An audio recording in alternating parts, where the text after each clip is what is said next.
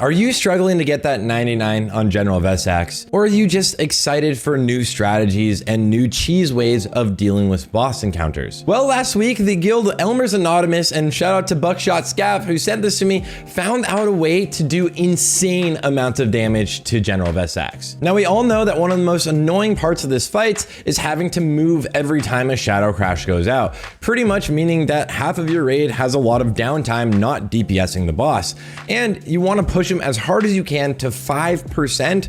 That's where it will actually stop tracking for Warcraft logs if you're going to parse on this encounter, and then you'll start DPSing again for the Animus. Well, if you don't have to move during these Shadow Crashes, if you could just continuously DPS the entire time, wouldn't that mean you would do so much more damage? And that's exactly what Elmer's Anonymous figured out. Using this strategy, almost everyone in the raid got a 99, and they got multiple 100 parses just because everyone had so much uptime. So let's dive in right now to what it is exactly. And what we're gonna see here is the entire raid group standing in the corner, this tiny little corner right here next to Yogg Saron's room. So General VEZAX is over here on the left, as you can see, or on the right, as you can see his tail wagging, and all of the warlocks are going to move because you do want to place your actual teleportation gate and then move into position, but the entire rest of the raid will be completely stacked in that one spot. Here's the thing. Everyone is going to be eating all of the Shadow Crash damage.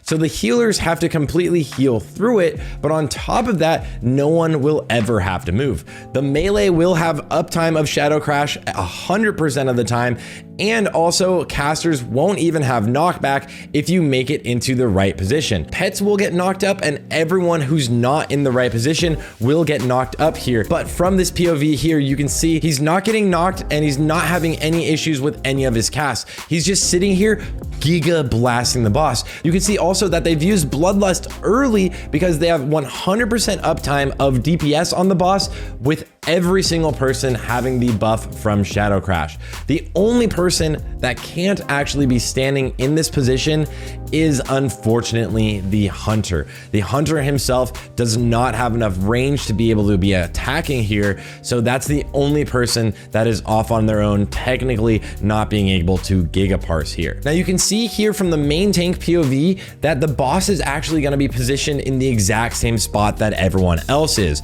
This obviously means there's going to be a little bit of a worry for threat. He's even getting the boost in spell damage, which will also jump up his threat itself, making it a lot easier to tank the boss. Now the biggest fear here is if the marks go out, the person needs to either rocket boot, blink, teleport, or get away so quickly, or else the rest of the raid will absolutely die. Look, as the mark goes out on the tank right here, he instantly rocket boots, but tries to make sure that the actual boss itself never moves in position. Not only will the boss heal when you're doing this because everybody's so stacked up, but the amount of unhealable damage, I would say, is ridiculous. If you get 2, maybe 3 ticks of the actual mark inside of the raid with Shadow Crashes also hitting the raid, then this is basically going to be completely unhealable. And in this raid itself, they're doing it with only 3 healers. So you can actually pull this off in your parsing raids. You can definitely pull it off in your GDKPs or in any of your normal guild raids if you guys want to get 99s or chase after the 100s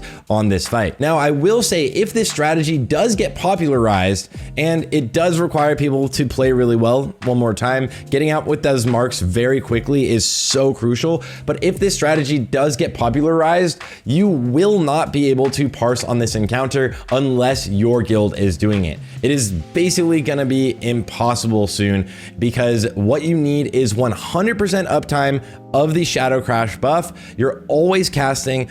All of your actual melee have 100% uptime of this buff, and you're bloodlusting with this. So your entire raid has the uptime while you're bloodlusting. Now, once you hit 5%, everyone in the raid is then gonna spread out. You no longer need to be taking so much insane amounts of damage, right? This is where you conserve healer mana, and there's 2 things you can do for the rest of the fight to also increase the amount of damage your raid does. Either technically you could move back into the position for the Serenite Animus, but That's probably going to be unhealable, but what you want to do is actually set up your melee group with another pool. So if your melee group does have another pool for themselves to be in, and your caster group has one pool, you will be able to kill the Animus itself faster than you should ever be able to.